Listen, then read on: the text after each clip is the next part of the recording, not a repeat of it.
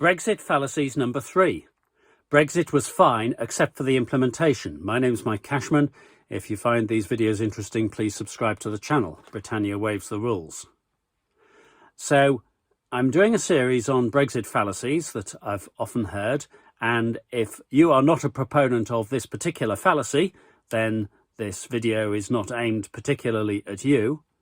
But I am addressing the Brexit fallacy of Brexit was fine except for the implementation.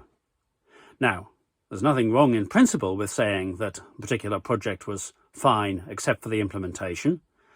You might look at a badly built house, but display the architectural plans and the building drawings and say, look, in theory it was all fine, the plan was fine, but in order to say that, there has to be a plan. The trouble with Brexit is there was no plan. So if you say it was all fine except for the implementation, then you're left with nothing. Let's look back at the referendum campaign. Now, those defending the campaign are busy saying that when the campaigners said that let's fund the NHS with 350 million per week, they didn't mean let's fund the NHS with 350 million per week. When they said we'll continue to have access to the single market, they didn't mean we'll continue to have access to the single market. When they said we hold all the cards, they didn't mean we hold all the cards. So, okay, just for the sake of argument, let's ignore all those things that were said. And as many campaigners have said, it was just Brexit. It was just the principle of Brexit. There was no plan. So there was no plan before the referendum. Look at Gove and Johnson on the morning that the result was announced, like rabbits in the headlights, no plan. A week later, ready for the Tory leadership election, no plan. Theresa May issued Article 50 with no plan. Couldn't think of what else to do, held a general election, no plan. Went to Chequers, tried to get people to sign up to something, no plan. Did a deal with the EU, breaking one of the cardinal rules of negotiation. Sort out first, before you go to negotiate with the other party, what your own side will agree with. Got the highest ever defeat in the House of Commons. Clearly no feasible plan. Theresa May to be replaced. Tory leadership election. Johnson putting forward his candidature. No plan for Brexit. He didn't know how he was going to solve anything.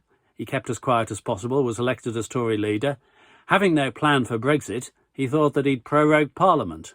Happily, my son and others, the barrister Daniel Cashman, acting for the Public Law Project, rumbled his scheme and it got thrown out in the Supreme Court. But there he was, back to Parliament. Merkel said, you have a month to come up with an answer.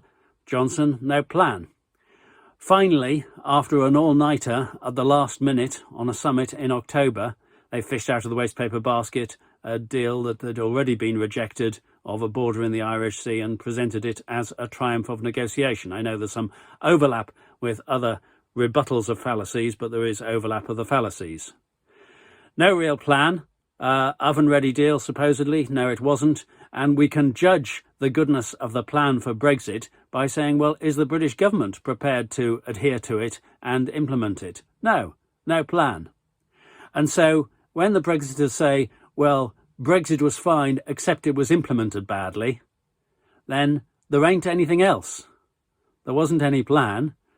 The plan wasn't good. The plan didn't exist. So if the implementation wasn't good, you're left with nothing.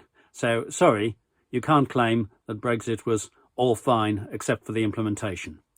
I'm Mike Cashman. Please subscribe to Britannia Waives the Rules if you'd like to hear more of these. Thank you.